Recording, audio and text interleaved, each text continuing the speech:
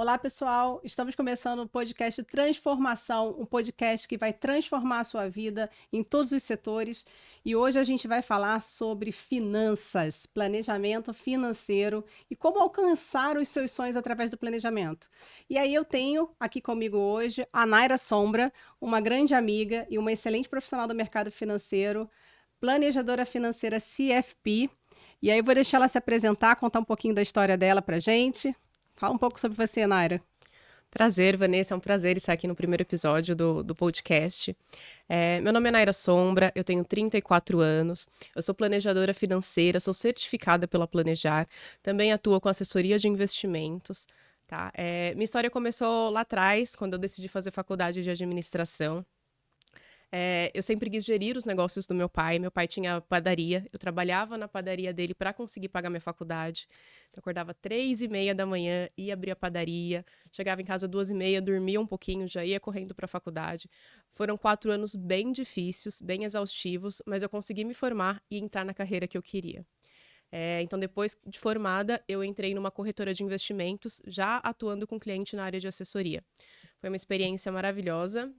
E depois disso, eu tirei algumas certificações do mercado, né, para quem conhece CPA 10, CPA 20, e eu fui convidada por um grande banco para participar da área de consultoria de investimentos que eles estavam montando, né? Eu aproveitei a oportunidade, entrei, tive ótimas experiências, conheci pessoas incríveis, mas teve um ponto que me pegou. A gente era obrigada a vender certos produtos, a gente tinha metas por produtos. Então, eu não conseguia exercer a assessoria de fato. Eu não conseguia oferecer para a Vanessa o que era bom para a Vanessa. Porque a gente tinha meta e tinha boleto para pagar. A nossa vida é assim, afinal, né? Conversei com o meu chefe, que eu não estava me sentindo confortável nessa função. Mudei para a área interna. Então, eu terminei no cálculo de cotas de fundos de investimentos. Trabalhei bastante com isso. E continuei estudando o mercado, porque o que eu gosto realmente é de investimentos, é de ajudar as pessoas e não fazer um trabalho interno. Vi uma oportunidade de entrar no mercado de assessoria de investimentos fora dos grandes bancos, uma nova oportunidade. Me certifiquei, tirei mais um certificado que é a CEA, de especialista de investimentos, e fui para o escritório de assessoria de investimentos, de fato. Onde aí, então, eu pude exercer realmente tudo aquilo que eu queria. Eu atendo o cliente hoje de um modo 360. Eu falo de investimentos, de gestão de risco, de sucessão. Hoje eu sou completa naquilo que eu faço. E o planejamento, o CFP, é o que tem dado um diferencial no meu trabalho. Que legal. E aí, entrando já nesse tema do planejamento financeiro, hoje a educação financeira tem sido muito discutida, né? As pessoas vêm buscando melhorias dentro da sua perspectiva financeira, do seu futuro, mas ainda assim eu percebo muitas objeções, muitas barreiras, né, que existem entre as pessoas para realizar o planejamento financeiro, até mesmo pensar no seu futuro. O que você acha que pode ser? Você poderia elencar algumas barreiras que você acredita, que você já vivenciou com os seus clientes, que pode, né, dar uma dica até para o pessoal, para quebrar um pouco desse preconceito de pensar no futuro, de planejar, e quebrar também um pouco do imediatismo, do resultado imediato, né? Como que a gente pode construir esse futuro próspero, com uma visão e com o auxílio do planejamento financeiro? Hoje o brasileiro, basicamente, quando pensa em investimentos, ou ele pensa em poupança ou em ações. Então a gente está indo muito para o 8 ou 80. Não é assim. Então a gente tem muitos outros investimentos em renda fixa, sem risco, que rendem melhor com a poupança. Tem investimentos um pouco mais de risco, mas não necessariamente ações, se você não conhece o mercado. Talvez entrar através de um fundo de ações que tem um gestor. Eu acho que falta um pouco mais de conhecimento. Eu acho que se isso fosse explicado nas escolas, ensinado as formas de investimento, a gente sai do tradicional. Então, eu não tenho os investimentos só de bancos, eu não tenho só a poupança. A nossa gama é muito maior. Conhecendo, não sendo especialista, tá? Porque especialista tô eu, tem outras pessoas também como especialistas. Mas sabendo um pouquinho e identificando uma oportunidade, é importante que as pessoas comecem a poupar já a partir do primeiro salário. Ah, mas meu primeiro salário, eu quero comprar um celular novo, eu vou juntar dinheiro para comprar um carro. Ótimo, e é isso mesmo. Mas se você tirar 10%, reservar para um investimento de longo prazo, não vai atrapalhar o seu planejamento de imediato e vai fazer muita diferença lá na frente. Então, começa devagar. poupa 10% a partir do primeiro salário, coloca em um CDB do banco com liquidez diária, forma uma reserva de emergência. Se eu quiser trocar de emprego lá na frente, eu não estou satisfeito com a minha profissão, não me realizei, tem uma reserva financeira para fazer a troca. É importante os investimentos para nos dar essa dimensão e a gente poder caminhar para onde a gente quiser. A gente tendo essa reserva, a gente fica mais tranquilo para poder tomar outras direções, para poder se desafiar dentro do mercado. Até em questão de constituir família, é importante a gente pensar, o filho hoje, se a gente quer dar uma educação boa, requer muito dinheiro, requer muitos ajustes na nossa vida. Então, se você puder passar por um planejamento financeiro antes, se organizar, o que eu quero daqui para frente? Eu gosto de fazer uma viagem uma vez por ano, eu gosto de trocar de carro a cada 5, quero comprar uma casa daqui a 15 anos. Me ajuda? Como que eu faço? Tem profissionais como eu no mercado, muitos planejadores financeiros, pessoas até especialistas em investimentos que conseguem dar esse auxílio. O importante é controle seus gastos, gaste menos do que você ganha e junte pelo menos 10% com uma reserva de longo prazo. Olha, ótima dica, pessoal, viu? Controlar os gastos, ganhar mais e gastar menos e guardar parte da sua receita líquida para os investimentos. Isso é muito importante. E essa questão do planejamento, né? O planejar em todos os sentidos da nossa vida. Eu faço geralmente comparo com as viagens, né? Todo mundo adora viajar, eu tenho certeza disso. Passear é maravilhoso. E faz parte até dos refrescos da vida, porque a gente precisa também se permitir, ao longo dessa construção do nosso patrimônio financeiro, ter momentos de diversão, ter momentos de usufruir um pouco do capital que você guardou. E no caso da viagem, quando a gente planeja com uma antecipação, possivelmente os seus gastos, né, o custo dessa viagem vai sair muito menor do que se você deixar para cima da hora. Então, essa comparação com a nossa vida financeira, ela também exatamente funciona da mesma forma. Se você planeja o seu futuro financeiro com antecipação, eu quero casar. Com quanto tempo? Se você já sabe que daqui a 2 anos você tem um planejamento de um casamento, comece agora a poupar para isso. Né, construir o caminho e a rota, os planos de como você vai chegar no seu objetivo na data desejada. A compra de uma casa, né? A compra de um carro, um curso no exterior, e outros planos. E tem um grande plano que eu sempre falo que é a independência financeira, a liberdade financeira, que todo mundo tanto fala, todo mundo sonha, mas o caminho para a construção de uma reserva para a liberdade financeira, ele é longevo. É um caminho árduo, ele não é fácil. E aí, voltando nessa questão do imediatismo, eu atendo desde jovens até investidores mais maduros, mas quando a gente fala da juventude hoje, a juventude está querendo muito o resultado imediato, né? É o ganho rápido, o ganho fácil e conseguir a compra do carro imediato, o investimento imediato, ficar milionário da noite para o dia. O que você acha sobre isso, Naira? Realmente, as pessoas... não sei até quando eu vou viver. Não sei se eu vou viver mais 20, 30 anos. Eu vou viver o hoje. Que ótimo que você vai viver o hoje. Só que a expectativa de vida do brasileiro tem aumentado cada vez mais. Hoje já está em 77 anos. E todo mundo conhece alguém que viveu até os 90 na família. Tem um avô, um tio-avô, tem alguém. Então, é importante a gente viver o momento sim, viver o hoje sim, mas pensar no amanhã também. Então, você falou um pouco de viagem, eu vou dar meu exemplo, tá, de viagem. Então, quando eu tinha 18 anos, 20 anos, meu primeiro salário, eu queria viajar, mas eu ia para um albergue, onde eu conhecia pessoas, me divertia, não tinha frescuras, então eu tinha um custo de uma viagem mais barato. Hoje eu já tenho outro padrão de vida. Hoje eu já quero um hotel, eu já quero uma cama gostosa para deitar. Só que isso vai mudando ao longo da vida. Se desde os meus 18, 20 anos eu pegasse uma viagem com hotel, que eu não andasse de transporte público, que eu fosse de Uber, de táxi, eu não teria nenhum dinheiro guardado hoje. Então a gente precisa viver o momento sim, mas se organizar e pensar que sempre tem um amanhã. A gente não sabe se a gente vai ter INSS, ninguém quer depender do INSS, mas o que você está fazendo hoje? Do que você está abrindo mão hoje? O planejamento financeiro, ele é muito importante nesse cenário, tá? Porque ele te dá um número, te dá uma rota. Então, vamos lá. Vanessa, com quantos anos você quer se aposentar? Dá um exemplo. Eu quero com 50. 50 anos é meu plano. E quanto você quer ter até os 50 anos para conseguir ter uma vida confortável? Sei lá, vou chutar aí. Vamos botar uns 10 milhões. Exatamente. A maioria das pessoas chutam. Elas colocam um número. Eu quero ter 2 milhões, eu quero ter 5 milhões. Me aposentar aos 50. Mas isso é viável? Quanto que eu tenho hoje? Quanto estão rendendo meus investimentos? Eu vou conseguir isso? planejamento financeiro te mostra isso. Então, se você economizar 10, 20%, fazer o acompanhamento dos investimentos, ter um planejamento, você sabe com quantos anos você vai poder se aposentar, quanto você vai ter que ter acumulado até lá e quanto você vai poder resgatar por mês.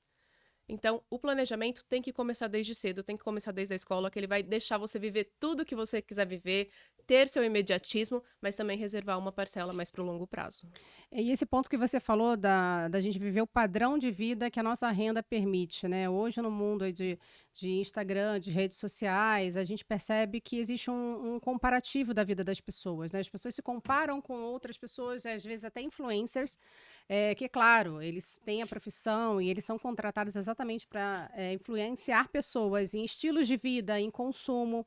Porém, a gente também tem que ter o nosso próprio conceito, né? De identificar os nossos limites e aceitar a nossa realidade e viver no nosso padrão de vida permitido. Um outro ponto que eu acho muito importante, assim, quando a pessoa geralmente vai alavancando da vida, vai crescendo renda e patrimônio, geralmente esse percentual de padrão de vida que sobe, ele não é equivalente ao crescimento da renda, ele é superior à renda. Então, a pessoa já quer ter um carro muito maior, muito melhor do que a renda dele permite, ou ele quer ter um padrão de casa, um padrão de viagem, um padrão de lazer totalmente diferenciado, e aí que as pessoas se perdem, né?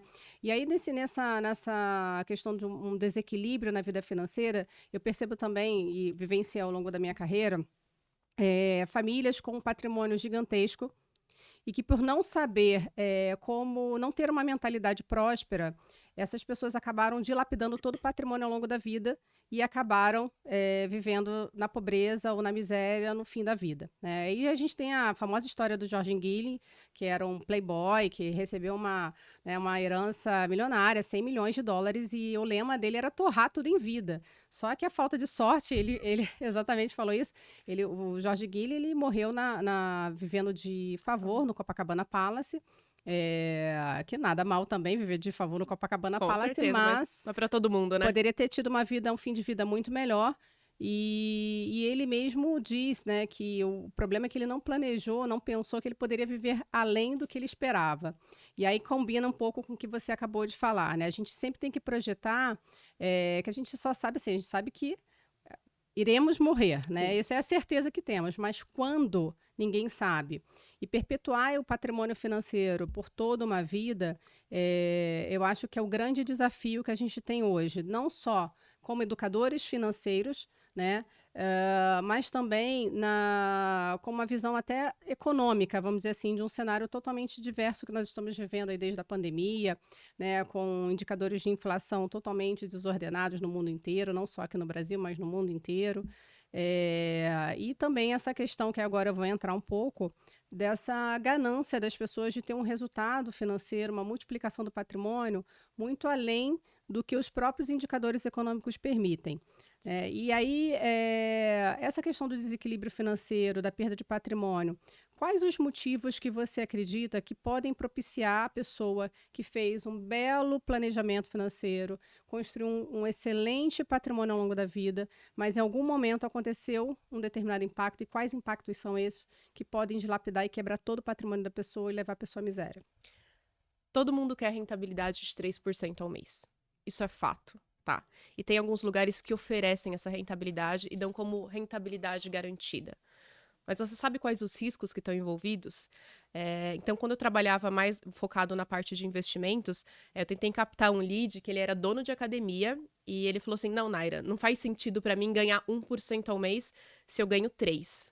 Então, eu ganho 3 sobre os meus investimentos e eu ganho 1 sobre os investimentos da minha família que eu indiquei. Ótimo, ele estava recebendo. Saí da academia, tive outros problemas, voltei agora depois da pandemia e aí eu perguntei, e aí fulano, como é que estão seus investimentos? Aí ele falou, nem te conto. Tudo bloqueado. Tanto todo, 100% do recurso dele, como da família que ele indicou. Ele falou, não, mas eu ainda não perdi. Eles falaram que o dinheiro tá lá, eu só não posso tirar. Acho que essa história não tem como acabar bem, né? Então, assim, claro que uma rentabilidade grande salta aos olhos. E é de qualquer um, tá? Eu também já caí nisso. Eu também já entrei em uma operação achando que eu ia ganhar rios de dinheiro e eu acabei com muito menos. Então, você falar, Naira, eu tenho 100 mil para investir hoje. Eu te dou 2 alternativas. Eu posso te dar... Você retira 110 mil até o final do ano, em 12 meses, vai. Ou você retira 190. Qual que você quer? 190. Todo mundo vai escolher 190. Mas quais os riscos que estão envolvidos no 190? Quando a gente fala de 190, você sabe que você também pode tirar 10, você pode não tirar nada. Você pode ganhar muito, mas também pode perder tudo. Então a gente não avalia esses riscos. A gente acha, comigo vai dar certo. Não, eu acredito, eu confio em você. Não é assim que a gente tem que tratar com os investimentos, tá? Todo mundo tá pensando em entrar em Bitcoin, tá vendo pirâmide. Se você sacar o dinheiro da pirâmide antes, tudo bem, você ganhou dinheiro realmente. Mas e a última pessoa que entrou? Será que todo mundo vai ganhar? Será que se alguém da sua família aplicou todo o dinheiro lá, seu pai, seu avô, ligaram, ele quis ganhar mais, aplicou todo o dinheiro dele lá. E agora? A gente tem que pensar no hoje. É melhor ter 1% garantido ao mês do que 3% sem saber se você vai ter lá na frente. Então, abram o olho. Não existe almoço grátis. Não existe investimento sem risco com uma rentabilidade tão superior assim. Então, para a gente ter um parâmetro, 1% ao mês já é uma rentabilidade ótima nos parâmetros de hoje, tá? Com a Selic a 13,75. Eu posso ganhar mais? Posso, mas eu também posso perder tudo. Se faz parte do seu perfil, se eu sou um perfil agressivo, se eu posso perder esse patrimônio, tudo bem. Se você colocar 20%, 30% lá, esse é meu dinheiro do risco. Se eu perder, tudo bem. Se eu dobrar, ótimo. Agora, todo o seu patrimônio é justo? Então, a gente viu na TV, teve muitos casos de gente que vendeu casa, que vendeu carro, que colocou tudo para ganhar mais. E hoje não tem nada. É uma realidade. Inclusive, gente, pirâmide financeira não é investimento, tá? Deixar isso muito claro aqui.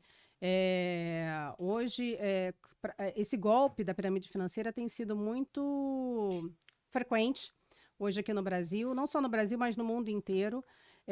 Um ponto de atenção para vocês, uma dica que eu deixo aqui, para quem quer evitar cair nesses golpes, pesquisa no site do Banco Central, no site da CVM também, isso é consulta pública, tá? Se a instituição que está se vendendo como uma corretora, como um banco, se ela realmente é credenciada no Banco Central na CVM. Então, são dois canais de consulta que vocês podem fazer. Estando credenciada, é uma operação legal. Não estando credenciada, fogem, porque é risco, pode ser crime, e vocês podem, inclusive, estar sendo coniventes com essa multiplicação desse crime. Então, tem um ponto que eu trago muito para as pessoas, que eu acredito que as pessoas caem nesse golpe, sim, por falta de conhecimento, e aí a gente está aqui exatamente para trazer esse conhecimento para que vocês não caiam nisso, mas também um pouco exatamente pela ganância de querer multiplicar rapidamente o patrimônio. E não existe milagre. Não significa que investir é ruim, é difícil, é complicado, não é isso. Mas existe a nossa realidade. A gente precisa tratar a realidade, que é hoje os indicadores econômicos. Então, se alguém te oferece com uma Selic a 13,75 ao ano, te oferece 10% ao mês e dizendo para você que é certo e líquido de que você vai ter esse rendimento, desconfie, tá? É muito legal esse ponto que você trouxe sobre essas questões dos golpes, porque eu também venho percebendo as famílias, né, muitos jovens querendo adentrar o mercado financeiro. E mercado financeiro não é brincadeira. Eu trabalho no mercado financeiro há 22 anos, já vivenciei de muitas experiências com diversas famílias e diversos clientes que não respeitaram seu perfil do investidor, em um momento de bolsa crescente, foi para a bolsa, alavancou demais o patrimônio e teve prejuízos enormes, realmente destruindo o patrimônio da família. E essa situação, quando acontece, né, o dinheiro que eu falo, aquela frase, o dinheiro não compra felicidade, que as pessoas falam, né? As pessoas acabam utilizando esses sistemas como um sistema de traumas. Porque muitas pessoas vivenciaram essas situações na família. Filhos que tiveram que, às vezes, sair de um colégio particular para um colégio público, né? Filhos que iam para a escola de carro e começaram a ir de transporte público, ou seja, caiu totalmente o padrão de vida da família, separações que acontecem, divórcios por conta do dinheiro, e aí muitas pessoas acabam levando o dinheiro para um aspecto negativo, quando na verdade isso não é a realidade. Nós é que transformamos o dinheiro em um aspecto negativo. né? Então, é o que eu falo, o dinheiro ele não traz felicidade, mas ele compra tranquilidade. Mas eu quero ser feliz em Paris. Né, não? Concorda? Porque, assim, eu acho que a gente tem que mudar, transformar essa mentalidade. Primeiro ponto que eu acho importante, a gente mudar, eu não sei se você concorda comigo, mas mudar a mentalidade, dessa mentalidade de que o dinheiro é ruim, de que o dinheiro é sujo, de que o dinheiro traz problemas, para uma mentalidade de multiplicação, de prosperidade. Então, se eu tenho um dinheiro, eu vou poupar e vou multiplicar adequadamente. Eu vou buscar um profissional certificado para me auxiliar nesse processo, já que eu não conheço de investimentos e eu não quero tomar um risco desnecessário. E pensar em crescer. Eu acho que essa é a grande dificuldade que hoje o brasileiro tem. Viver o hoje, consumir tudo que tem. Eu passei por uma experiência particular assim, mas aprendi a duras penas. Né? Algumas pessoas vivenciam e não aprendem e acabam tendo uma recorrência de falências financeiras, uma recorrência de situações negativas com dinheiro e vão transferindo isso para as outras gerações.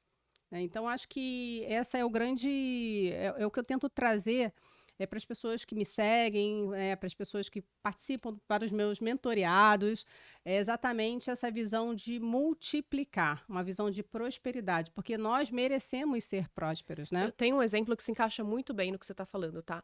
Fui almoçar alguns dias atrás com uma colega e ela me falou exatamente isso. Naira, quando eu ganho dinheiro, eu gasto. Eu acho que eu não sou merecedora. Eu acho que esse dinheiro não tem que parar na minha mão, porque a minha família é pobre. Por que eu tenho que ter dinheiro? Eu não sei lidar com dinheiro. Então, eu logo procuro alguma coisa para eu gastar. Então, cheguei aqui e já comprei esse sapato novo. Ela acha que ela não pode ter dinheiro porque a família vem de uma base pobre. E isso tá na mentalidade. Então, ela falou assim, eu sei que eu tô errada, eu sei que tá na minha mentalidade, mas ela me explicou uma história lá do passado. O pai dela teve dívidas, foi cobrado por um agiota na porta de casa. Então, ela viu o pai ser humilhado e ela não se sente hoje feliz com o dinheiro na mão. Por ela ter vivido toda essa história, ela teve traumas, ela entrou em dívidas. Hoje, apesar de ganhar bem, ela tem uma dívida no nome dela, porque ela emprestou o nome para outras pessoas da família, porque a gente cai muito nessa. A pessoa pediu dinheiro emprestado, pediu meu CPF, ainda mais para a família a gente empresta, porque ninguém tem coragem de dizer não. Só que essa pessoa não pagou e hoje é o nome dela que tá sujo. E por isso ela não se vê no direito de conquistar mais coisas, de ser feliz, de ganhar dinheiro, por todo esse histórico da família. É uma crença limitante. Olha que interessante esse caso, né? Quer dizer, essa situação que ela viveu foi tão traumática que se ela não curar isso agora, no presente, possivelmente ela vai também transferir isso para as próximas gerações, para filhos, para netos, Exatamente. né? E isso fica realmente como se fosse um chip implantado ali na cabeça, que a pessoa tem dificuldade. Esse é um dos exemplos, né? Existem essa questão também do empréstimo familiar.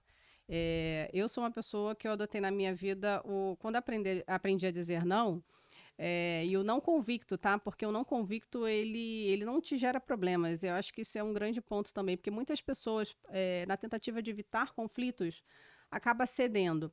Mas esse ponto de emprestar CPF, Hoje não se usa tanto, mas antigamente usava muito talão de cheques, né? Fazer empréstimo para outras pessoas, emprestar um capital financeiro. Eu sou extremamente contra, tá? Eu defendo muito essa ideia. Porque eu penso da seguinte maneira, se a pessoa não teve o cuidado com o próprio CPF dela, ela não vai ter também com o seu. Então, existem alguns nãos na vida que a gente precisa dar para se proteger. A não ser que seja uma sobra de capital que você tenha e não vai fazer diferença nenhuma se esse dinheiro não voltar para o seu patrimônio, aí tudo bem. Mas se a pessoa não tem possibilidade de contratar um empréstimo hoje numa instituição financeira, é sinal que ela já esgotou todas as possibilidades que o mercado pode ter. Inclusive, ela não tem condições de pagar, porque o mercado financeiro ele tem toda uma métrica para saber o quanto ele pode emprestar e o quanto a pessoa pode pagar. Inclusive, alguns empréstimos a gente tem até uma limitação de 30% da renda em parcela. O crédito imobiliário é um exemplo disso. Então, eu sugiro às pessoas que tomem muito cuidado nessas relações familiares. Eu já vivenciei na pele também essa situação de emprestar no capital que não voltou e a gente não percebe também menor intenção, Possibilidade de volta. possibilidade de voltar, intenção também de pagamento, porque às vezes a pessoa até retoma a vida, né? Retoma a capacidade financeira, mas não é prioridade para ela te pagar. Às vezes ela tá viajando, tá lá no exterior e tá te devendo. Você fala, pô, pra me pagar não tem dinheiro, né? Mas pra fazer essa viagem... É verdade. Eu acho que o assunto dinheiro é um tabu dentro das casas, né? É muito difícil as pessoas falarem abertamente sobre dinheiro. Eu fui assessora de investimentos, ainda sou, atuo nessa área. Meu pai nunca investiu comigo. Meu pai nunca abriu os investimentos dele para mim. Ele nunca quis fazer isso, entendeu? Então tem um tabu muito grande. Enquanto a gente continuar com esse tabu dentro de casa, enquanto a gente não conversar abertamente sobre dinheiro, a gente sempre vai ter problemas com relação a ele. Por que a gente não Verdade. pode falar de dinheiro em casa? A gente aprende a vida sexual, as coisas, porque a nossa mãe chega na gente e fala: olha, você tem que usar preservativo na primeira relação.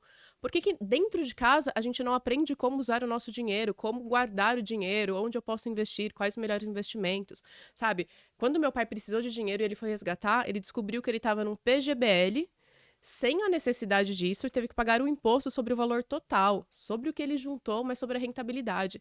E esse investimento nunca fez sentido na vida dele. Mas, ao mesmo tempo, ele também nunca se sentiu confortável para abrir essa relação comigo, para a gente trocar figurinhas a respeito disso. Então, desde que eu casei, eu e meu marido, a gente tem uma vida completamente diferente. Então, ele falou assim, nossa, é até engraçado quando eu converso com os meus amigos do trabalho, que as esposas deles não sabem quanto eles ganham. É verdade. Os casais não conversam, né? Eles Não, não, eles, tem um bloqueio. tem um bloqueio. Não falam quanto que ganham um para o outro, né? Tem medo. Eu acho que é medo de ser traído financeiramente, talvez. Eu não sei, eu, assim, não tá dentro da minha realidade sobre isso, e como eu faço bastante planejamento financeiro, eu sempre na primeira reunião, na verdade, antes de marcar a primeira reunião, eu falo pro cliente, esse é um planejamento financeiro seu, pessoal, ou é um planejamento familiar? Os objetivos são comuns. Como que vocês lidam com o dinheiro dentro da sua casa? A maioria fala assim, é familiar, mas pode falar só comigo. É, por quê? Eu não posso fazer reunião com o marido e com a mulher, com o casal, para que todo mundo chegue ao mesmo objetivo. E sempre que eu faço, é muito engraçado, porque sempre que eu faço reunião com o casal, tem briga. Quanto a gente gasta? A mulher fala um valor, o homem fala outro. Ninguém concorda. Mas você tem bônus? Tem. Ué, e onde vai parar esse bônus?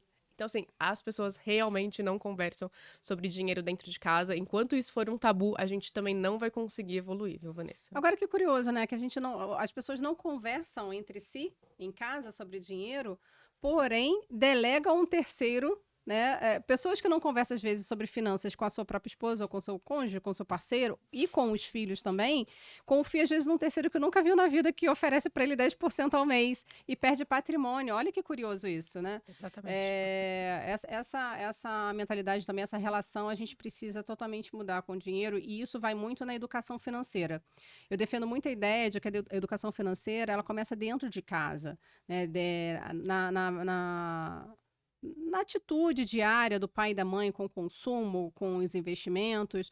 E também é muito comum nas famílias que eu atendo, às vezes as famílias criam uma reserva para os filhos, né, já desde de bebê, para pagar a faculdade, ou enfim, para dar um start na carreira, mas fala assim, não fala para o meu filho que ele tem esse dinheiro, tá? Ele não pode saber que ele tem esse dinheiro.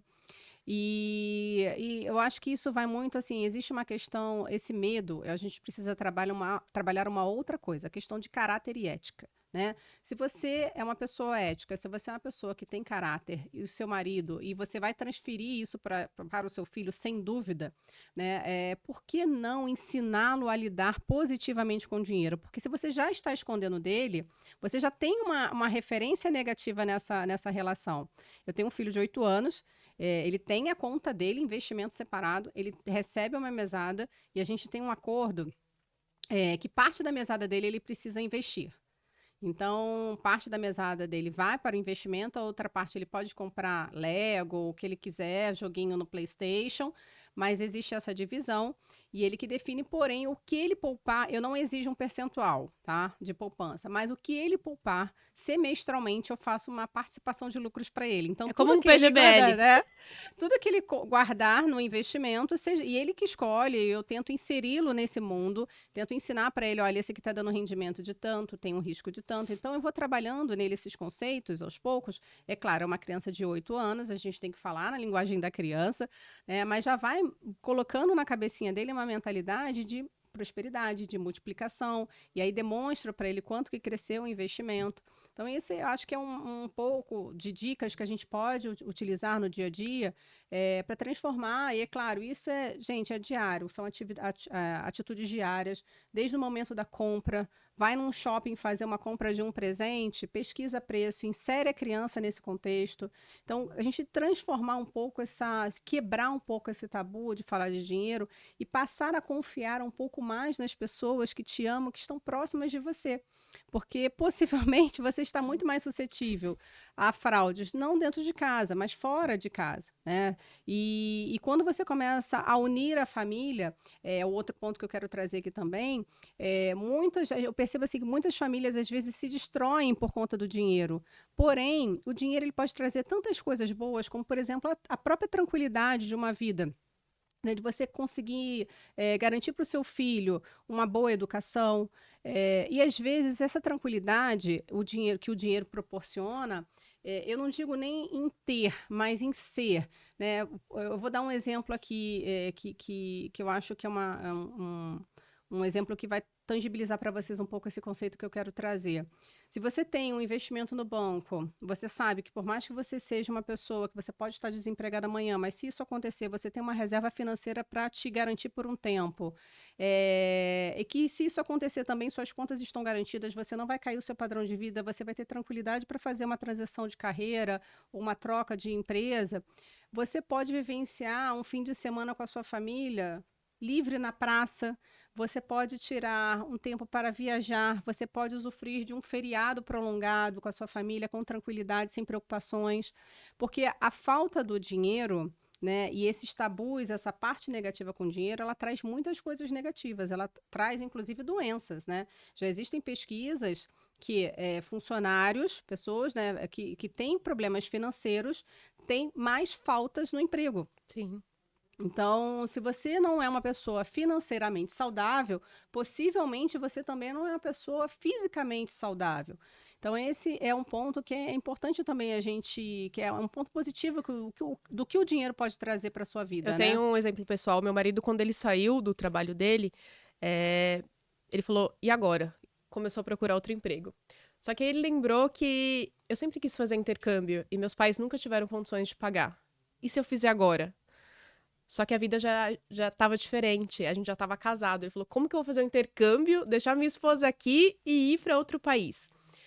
A gente sentou, conversou e falou, não, a gente tem nossa vida financeira estruturada, a gente tem uma reserva de emergência, a gente consegue pagar por esse estudo agora, por esse intercâmbio, então vai.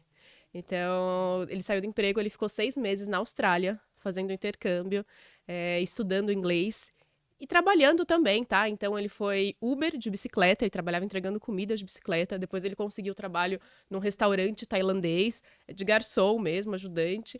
Mas conseguiu. Ele fez o intercâmbio dele, realizou o sonho. No final, no último mês, eu ainda fui. A gente participou 15 dias, a gente ficou pela Austrália. Depois a gente foi para Nova Zelândia, alugou um motorhome. E ele voltou e conseguiu o emprego. Mas a gente só conseguiu isso porque a gente estava planejado financeiramente para isso. A gente tinha uma reserva de emergência e a gente tinha se estruturado para aquele momento. Então, é importante, ninguém planeja em perder o emprego, mas isso pode acontecer com qualquer um. Então, ter essa reserva vai te garantir muito mais tranquilidade. E aí, depois que ele voltou, ele pôde procurar um emprego tranquilamente. E ele já tinha mais o inglês no currículo.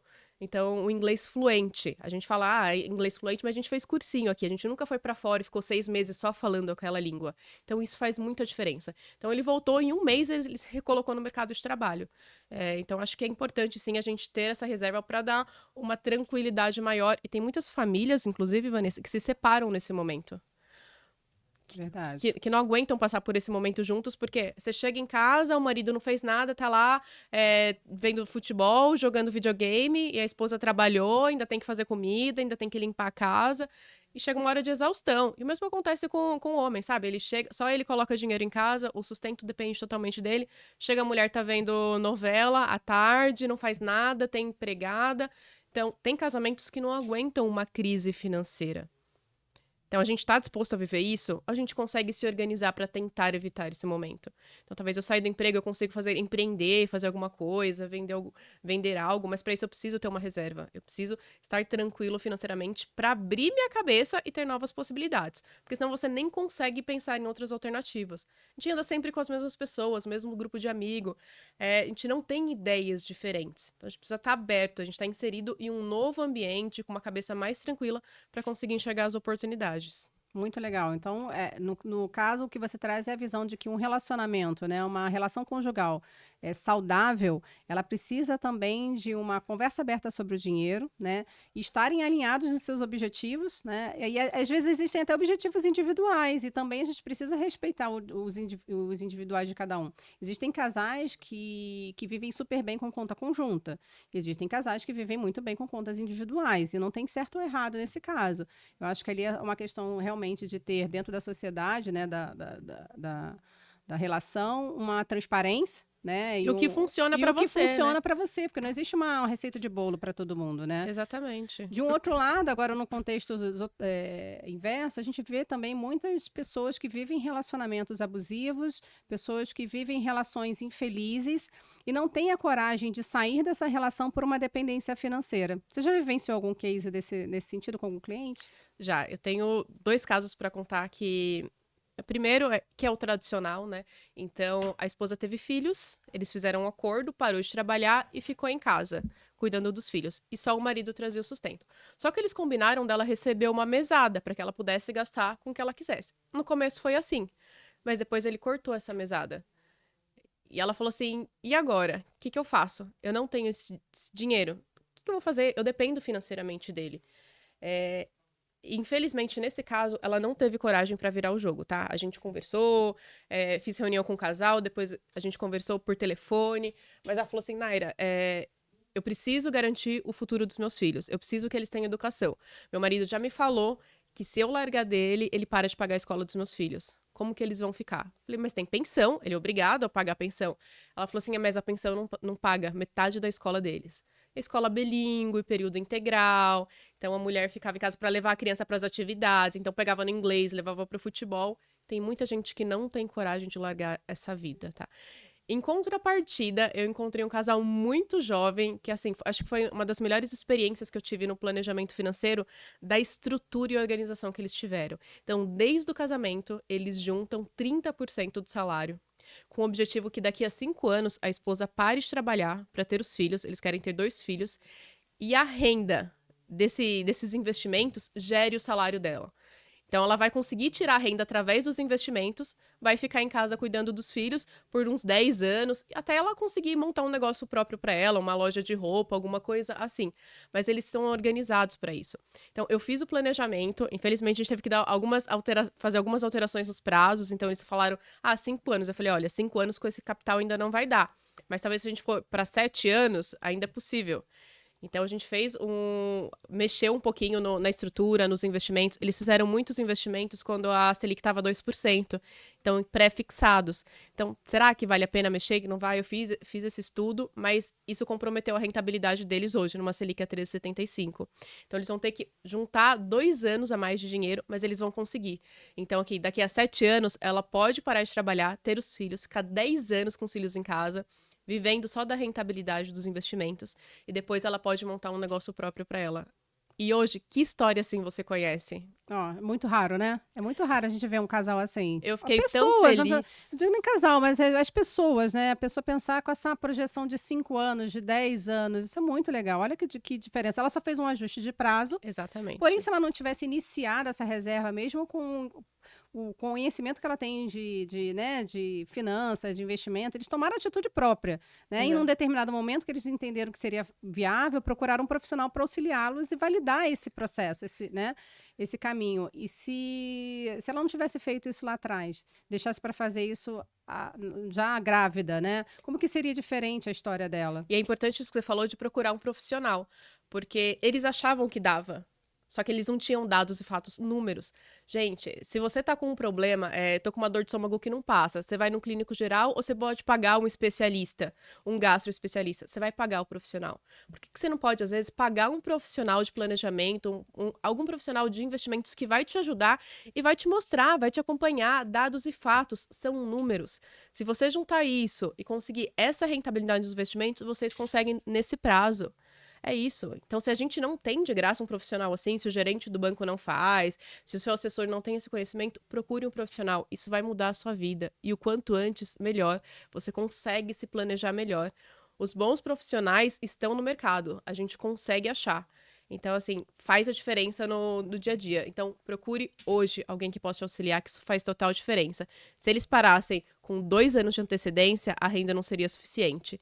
E não foi erro deles. Era a taxa de juros quando eles investiram. Então, um profissional capacitado para fazer essa conta e o acompanhamento familiar é o que vai garantir o seu sucesso financeiro. Não, e acima de tudo, deixa o casal livre ou a pessoa livre para pensar no objetivo dela, nos sonhos e nas demais atitudes, demais ações que precisa tomar para que isso tudo aconteça. Não só o financeiro. O financeiro é só uma das pontas, né? Mas ela precisa se planejar profissionalmente, precisa se planejar até mesmo em relação à saúde. Então, vai deixar, tendo um planejador financeiro cuidando dessa parte, vai deixá-la livre e também tranquila, volto na tranquilidade que o dinheiro pode trazer, tranquila para que ela tome as ações necessárias, que são as demais ações para conquistar esse sonho, conquistar esse projeto, né, no prazo que ela tanto deseja. E isso também fala um pouco sobre liberdade financeira, porque, de certa forma, você ter investimentos que gera para você uma receita, né, adequada e te dá a liberdade de tomar ações, atitudes, seja uma viagem, ter um filho, montar um negócio, a gente está falando de liberdade financeira. Né?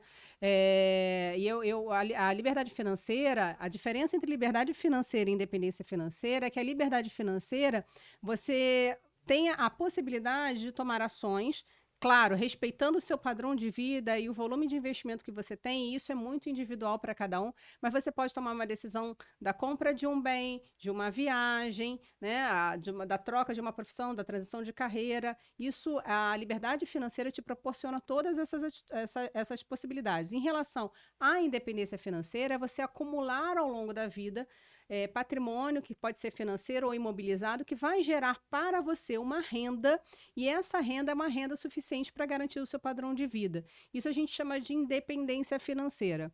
E aí, nessa questão da liberdade financeira, o projeto dessa família era ter um filho.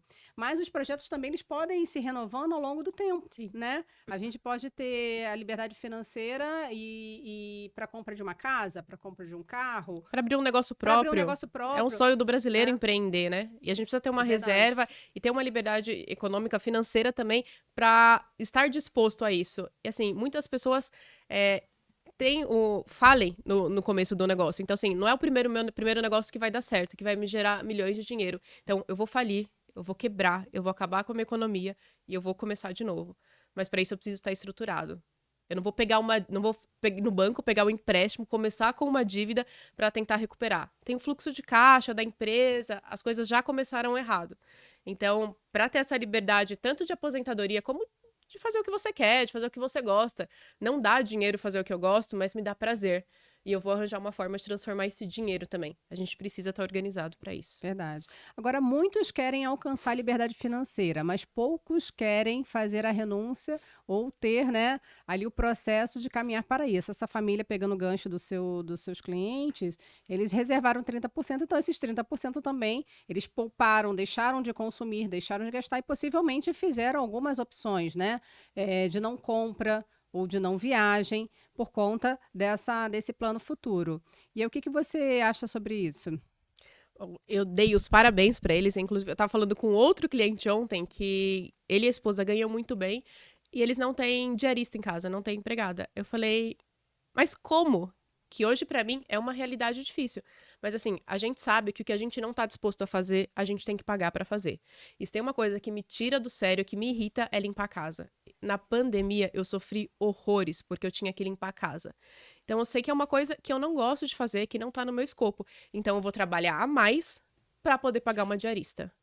Enquanto eles não, eles tinham os recursos, mas preferiam limpar a casa sozinho. Ele falou assim: eu gosto de cozinhar, eu falo pra minha esposa toda vez, pode deixar a comida comigo, e pra ela é uma terapia lavar banheiro. Então, ela gosta, e pra ele está tudo bem. Então, assim, a gente conseguir identificar o que eu não gosto de fazer, o que eu não sei fazer e o que eu tenho que pagar alguém pra fazer, ou o que eu posso fazer, às vezes, pra economizar. Então, saber essas coisas é o que vai fazer a diferença lá no dia a dia. Porque aí eu posso abrir mão de alguma coisa no momento zero pra ter mais pra frente. Então, assim, eu e meu marido, a gente gosta de comer em alguns restaurantes legais, mas a gente combinou que a gente vai em datas especiais. Então, no meu aniversário, no aniversário dele, no aniversário de casamento. Então, a gente fica falando, próximo aniversário de casamento, pra onde a gente vai? Então, já tem essa expectativa, tem esse clima. Agora, se eu comer em restaurante bom todos os dias, primeiro que eu vou à falência. E segundo que não vai ter essa graça, esse clima. Então, a gente tem que conseguir identificar esses pontos. E o que vale a pena pagar para alguém fazer e o que eu posso abrir mão. Não, eu vou fazer. Eu posso trabalhar de transporte público? Tem metrô perto da minha casa, tem um ônibus fácil, é viável do que eu gastar com carro, com combustível, com IPVA? Ou não? E como você falou, depende do momento de vida. Então eu já andei muito de transporte público, muito. Hoje eu prezo por andar no meu carro, no meu ar-condicionado. E eu pago por esse luxo. É caro? É, mas eu abro mão de algumas coisas. Então, às vezes no trabalho eu levo marmita, porque almoçar fora tá caro. Então eu posso almoçar fora 2 vezes por semana e posso levar marmita 3 vezes. E tá tudo bem, tá dentro do que faz sentido pra mim, tá dentro do meu processo. Então, conseguir identificar essas coisas vai fazer a diferença e a gente vai conseguir poupar mais pro que realmente é importante pra gente. No caso, fazer escolhas, né? Fazer escolhas assertivas e entender ali a realidade. Eu acho que essa. Eu brinco aqui no. Assim, a gente é um pouco manipulado, é claro, né? Pelo marketing, pelas promoções, né, por tudo Black Friday e tudo. Mas dois caminhos, assim, uma dica para vocês, quando vocês estiverem em dúvida. Sabe que tá, se vocês estão numa fase de ajuste do orçamento, precisa guardar, né, segurar para reduzir as despesas. E nessa fase, o que vocês podem fazer é ter dois caminhos: entender se o que você deseja comprar é uma necessidade ou se é um desejo, né? E sendo uma necessidade, ela é imediata ou não, ou você pode esperar por ela, né? Então, às vezes a pessoa fala assim: nossa, eu preciso trocar de carro. Ah, por quê? Seu carro está dando problema? Não, é porque eu acho que ele está tendo tal tempo. Mas você pode trocar de carro agora? Não, não posso. Se eu for trocar de carro agora, eu vou ter que fazer um financiamento com juros caros, vai sair muito mais caro para mim. Então, se você não pode trocar, ele não é uma necessidade também, é um desejo, porque o carro não está te dando problema, ele está te levando para os caminhos onde você precisa, ele está seguro, não teve nenhum problema de manutenção, ok. Então você segue com ele, faz uma poupança, né? Faz um investimento, uma acumulação para que no prazo de 1, 2 anos você consiga trocar seu carro.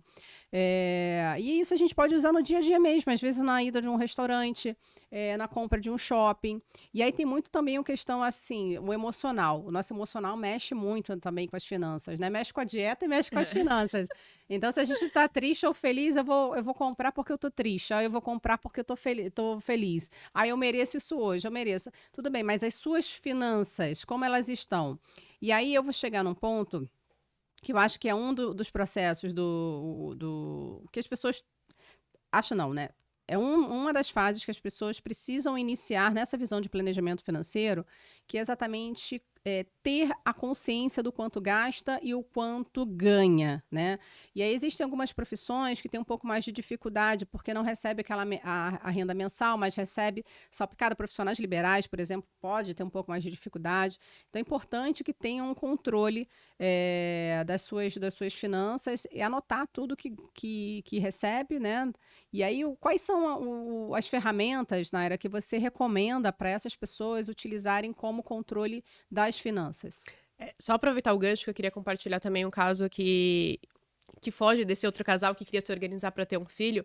Eu atendi um cliente que ele é sócio de uma empresa, ele ganha 80 mil por mês e ele gasta 100. Todo mundo fala assim: se eu ganhasse 80 mil, eu ia guardar metade com certeza. Não é assim, tá? Ele gasta 100 porque ele falou assim: mas eu fui viajar e aí gastei o cartão à vontade. E aí os bens dele estão todos imobilizados em nome de terceiros. Porque ele tem medo, como ele tem um negócio próprio, de ter algum bloqueio sobre os bens. São totalmente em nome de terceiros. Eu falei: investimentos eu não posso te ajudar, até porque não tem investimentos, né? Mas eu montei todo um planejamento Mas tem gente que tá acomodado, que tá na inércia e que não vai tomar nenhuma atitude.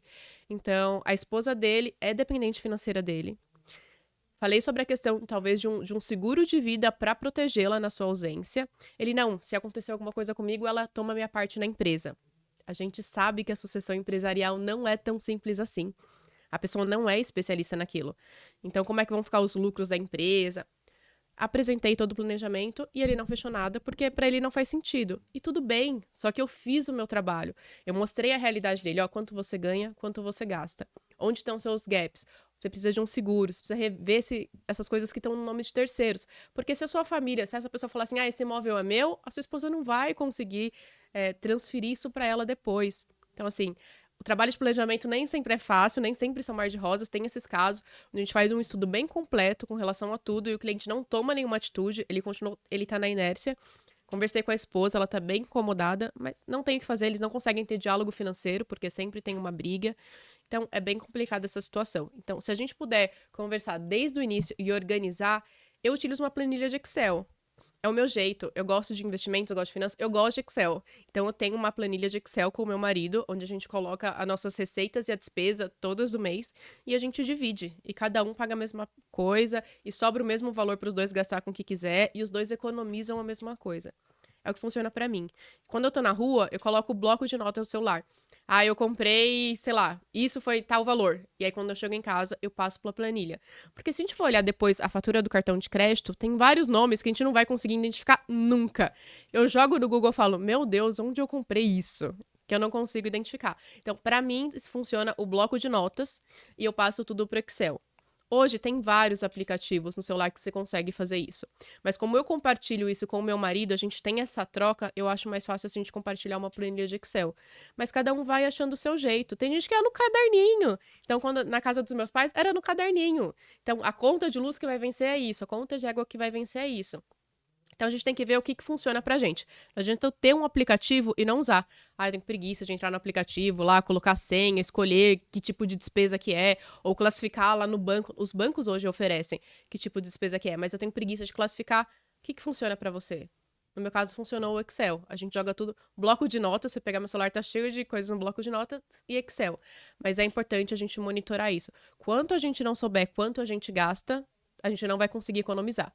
Porque tudo vira prioridade. Então, se eu tenho um dinheiro parado na conta, eu vou comprar esse sapato, eu gostei, o dinheiro tá lá. Tem gente que tem a reserva de emergência na conta corrente. Falou assim, mas eu não preciso, tá lá, né, pra usar? Falei, não é pra usar, é emergência, é reserva de emergência, é numa emergência. E precisa estar rendendo esse dinheiro sim. Não é o objetivo principal. A reserva de emergência é para te dar uma garantia que o dinheiro vai estar lá quando você precisar, um sossego. Então, eu preciso ter liquidez, poder resgatar a hora que eu quiser. Mas eu preciso, sim, ser corrigido pelo menos pela inflação, ter algum índice que corrija esse dinheiro. Senão, eu guardo o dinheiro debaixo do colchão, como fazia antigamente. E aí, se o dinheiro tá na conta, tudo é prioridade. Eu posso comprar aquele sapato, eu posso comprar aquela bolsa, porque eu tenho dinheiro. E nunca vai sobrar para você investir. Não é sobrar. Tem o boleto do investimento. Tem gente que só consegue juntar assim. Então eu falo para meus clientes, que dia você recebe? Dia 27. Dia 28, eu posso mandar um WhatsApp para você transferir o valor? Pode. E eu faço isso. E eu tenho lembrete no meu Outlook todo dia. 28, cobrar cliente tal que recebeu. Eu falo assim, você consegue mandar os recursos agora? Consigo, Naira. E a pessoa aplica. Mas por ela, entrei na conta do banco, vou transferir lá para a Naira. Não vai lembrar. Então, eu tenho esse compromisso com o cliente. A gente falou que você vai investir 5 mil por mês, que dia você recebe? No dia seguinte eu vou te cobrar, tudo bem? Tudo bem. E acontece, as pessoas transferem. E quando não transfere, ela explica, ela justifica. Naira, não vou conseguir transferir porque aconteceu isso, tive esse imprevisto e vou usar esse dinheiro. Tudo bem? Tudo. E eu tô lá pra isso, eu sou profissional de finanças. Você falou do carro. Então, eu tô querendo comprar um carro. Vamos juntar um dinheiro pra gente dar uma entrada maior? Vamos pensar, talvez, a taxa de juros tá alta. E se a gente fizer um consórcio e parcelar isso em 5 anos? Faz sentido? É para agora o carro? E se você for sorteado no meio do caminho e não tiver que dar lance e ainda deixar esse dinheiro com liquidez? Ou quanto que tá a taxa no banco? Eu consigo uma rentabilidade para você melhor nos investimentos? Para você não tirar esse dinheiro? Então, compartilhar os sonhos, metas e objetivos com o educador financeiro, com o planejador financeiro que vai te ajudar, faz total diferença. Para que a gente não age com impulso. Eu tenho dinheiro à vista, eu vou comprar.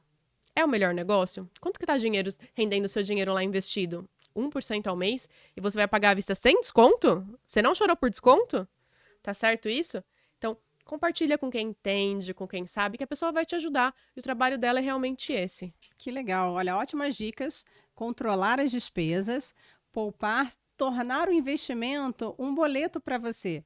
Isso é muito importante. Existem até investimentos. A previdência privada, numa visão de investimento de longo prazo, é uma ferramenta que ela já debita automaticamente dos seus investimentos. Vocês podem buscar essas ferramentas também dentre as instituições financeiras que vocês utilizem, né, para reserva financeira.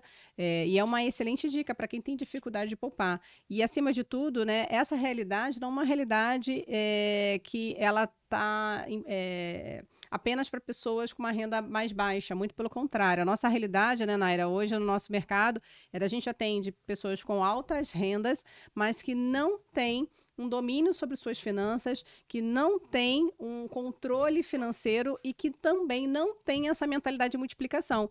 E esse exemplo que a Naira trouxe do consórcio, né, e às vezes até o financiamento imobiliário, mesmo que a pessoa tenha o capital para comprar à vista, dependendo da taxa de juros, a gente consegue investir o capital do investidor a uma taxa de juros superior ao crédito, né? Existem alguns créditos hoje no mercado que proporcionam isso. E aí você faz uma alavancagem patrimonial. E isso é mentalidade próspera. Isso é mentalidade de multiplicação. E depois, se a taxa cair, você consegue até fazer uma portabilidade, trocar em um banco, diminuir a sua dívida. E tá tudo bem. Exatamente. Só que às vezes você não tem esse conhecimento, você precisa de um profissional ali por trás para te auxiliar. Então, usa o FGTS, dá para amortiza, traz para frente, vai diminuindo nos anos, porque na parcela você não vai sentir. Então, ter alguém para te auxiliar nesse momento é muito importante para que a gente consiga atingir nossos objetivos. Excelentes dicas. E aí, Naira, agora vamos falar um pouquinho sobre a dor da disciplina do arrependimento, né? Para aquelas pessoas que chegaram lá aos 60 anos, olha para trás e fala, nossa, quanto tempo perdi da minha vida? Por que eu não tive uma Naira, uma Vanessa na minha vida antes, né? Qual o recado que você deixa para essas pessoas que atingiram esse momento de vida e não conseguiram ali atingir um patrimônio financeiro adequado para garantir o padrão de vida? E sim, tem um pouco, né, de reserva, mas também são dependentes hoje de uma renda do INSS. Qual a mensagem que você deixa para essas pessoas? Primeiro, eu sinto muito, mas não vamos deixar isso se perpetuar. Então, se você tem filhos, se você tem netos, compartilhe a sua história para que eles não passem pelo mesmo que você está passando hoje. Então, se você tem alguma renda, se sobra alguma coisa do INSS, ou você recebeu uma herança, você tem algum valor, procure ver como que ele está investido, tá? A maioria dessas pessoas estão na poupança. A poupança hoje rende 0,5% ao mês. Você não dá praticamente a inflação. Tá, dá 6,17 ao ano e a Selic está 13,75. Se eu colocar, Naira, num CDB com liquidez diária do banco, pagando 100% do seu DI, se eu colocar num tesouro direto que rende Selic, o dinheiro está garantido e tem liquidez, já é uma alternativa melhor. Eu sei que você não tem muito, mas o cuidado que você vai ter com esse dinheiro vai fazer toda a diferença ao longo do tempo. Então, mesmo que não tenha muito, e se der, guarda um pouquinho. Sempre guarda um pouquinho, porque a gente nunca sabe o dia de amanhã. Então, hoje você não está precisando de um remédio, amanhã você pode precisar e não ter no posto. E aí você vai ter essa reserva. Então, fujam da poupança sempre que puderem. Então, procure um CDB de banco com liquidez diária, um Tesouro Selic, alguma coisa assim. Mas dê importância ao seu dinheiro e cuide do que você tem. Sinto muito que você está numa situação dessa hoje, mas não deixe isso se perpetuar. Fale com seus filhos, fale com seus netos, para que eles não caiam nessa mesma armadilha. E cuida bem do seu. Cuida bem do seu, porque você vai ter um retorno positivo. Muito legal. E, Naira, você tem algum canal em rede social que você possa compartilhar com as pessoas que estão nos assistindo? Tenho. Me sigam no Instagram, é naira.sombra. Eu falo um pouco sobre investimentos, eu falo sobre planejamento financeiro. Então, eu faço planejamento, também sou assessora de investimentos. Então, se você precisar de alguma ajuda, pode me mandar um direct. Tem meu LinkedIn profissional também, que é Naira Sombra. Naira com N de navio e Y, tá? Eu sei que é um pouquinho complicado, então NAYRA.sombra, sombra normal, SOMBRA. Então me sigam, mandem as dúvidas por direct, às vezes eu abro caixinhas lá, então planejamento financeiro e investimentos, eu consigo te ajudar. Muito legal. E eu quero deixar aqui para você que quer assistiu nosso podcast, achou as dicas legais e você quer implementar agora na sua vida essa transformação, mudar o seu futuro financeiro, independente do estágio de vida, da idade que você tenha, eu quero convidar você para o meu Instagram, no Vanessa Invest. Eu vou deixar lá no link da bio um e-book para vocês com 5 passos para você construir o seu planejamento financeiro e dar um start numa vida de sucesso.